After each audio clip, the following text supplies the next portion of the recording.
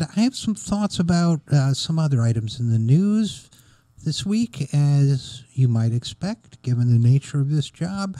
One of them was also, this is also culture and society related, Eminem at the BET Awards released a freestyle rap about Donald Trump. Maybe you heard it. If not, it's good. Very well worth listening to, as Eminem usually is. He's great at what he does. But the response to it I found interesting. And I'm not saying, by the way, that it was perfect. I'm not saying it was perfect. And we'll get to that in a second.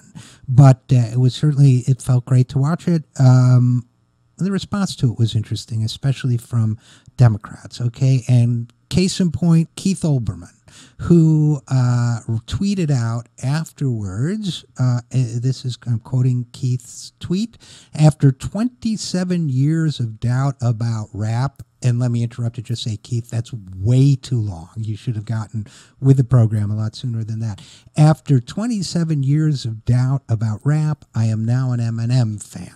Best political writing of the year, period. Now, first of all, if you want great political writing, and I agree, there's some great political writing in rap, he's obviously not been listening to some of the other folks out there, and I'm not an expert, but even I could give him a list, starting with Public Enemy and going all the way through Talib Kweli and Immortal Technique and a bunch of other people.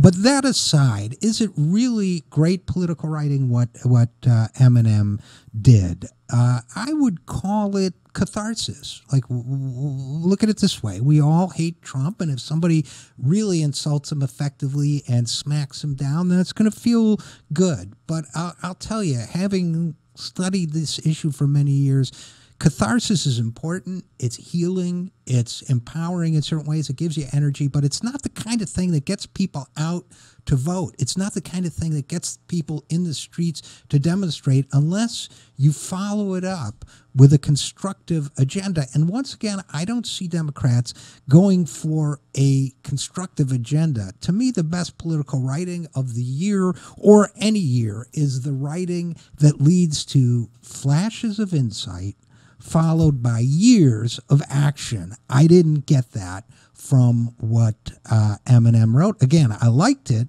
but I didn't quite get that energy from him. Now, where do we get that energy? Look, I'm glad we have a resistance to Trump, but as I've said all along, resistance is not enough. You need, you begin with repulsion.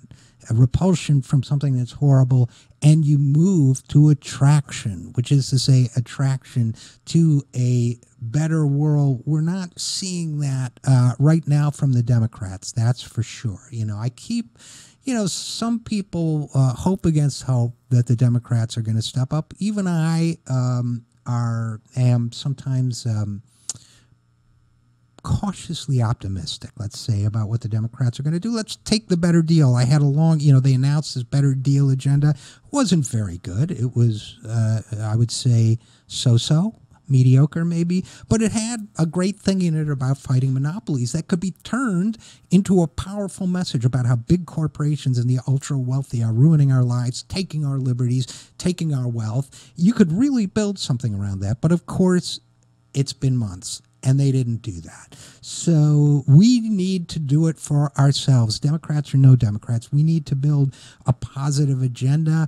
And celebrity figures, including Eminem and Keith Olbermann, it would seem to me, are not prepared to do that. They're good at anger. And listen, I love anger as much as the next person, but they're not good at positivity. Here's something else I don't find celebrities to be all that great at, and that's having the pulse of what happens to ordinary people, the rest of us, on a day-to-day basis. I think that was a flaw in the Hillary Clinton campaign. I think it's one of the reasons why her celebrity appearances, or that is to say her appearances with celebrities, worked against her this time around. I think it's why Barack Obama, his message didn't connect. He became a celebrity and confabbed with celebrities just a little too much. And by the way, the Trump, the Eminem anti-Trump video has a shout out to Obama that candidly, based on Obama's record, is probably a little more than he deserves at this point.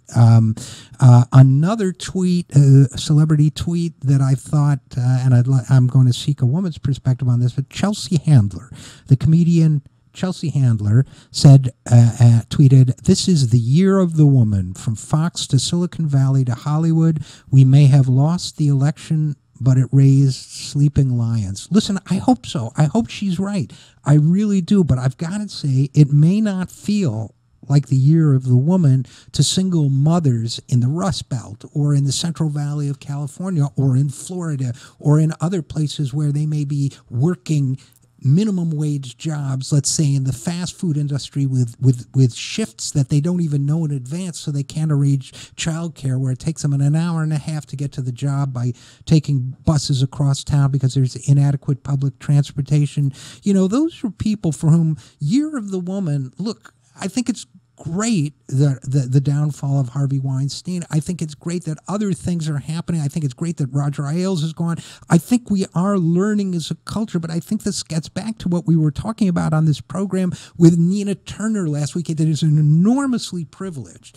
It is an enormous position of privilege to say that identity issues alone, breaking the glass ceiling, let's say, for one person of color or one woman, whatever the issue might be, it is enormously privileged to talk about identity without talking as Nina Turner does, as Dr. King did, as Malcolm X did, as Mahatma Gandhi did, about the inseparability of economic and identity issues. There is no racial justice or gender justice or sexual justice in this country unless there is also economic justice for everyone involved. You cannot oppress an entire group of people and then tell them from a position of wealth in Hollywood or Washington or anywhere else that those people are free. We are not free until we are all free together. So by all means, let's fight for identity justice, but let us not forget to fight for economic justice at the same time.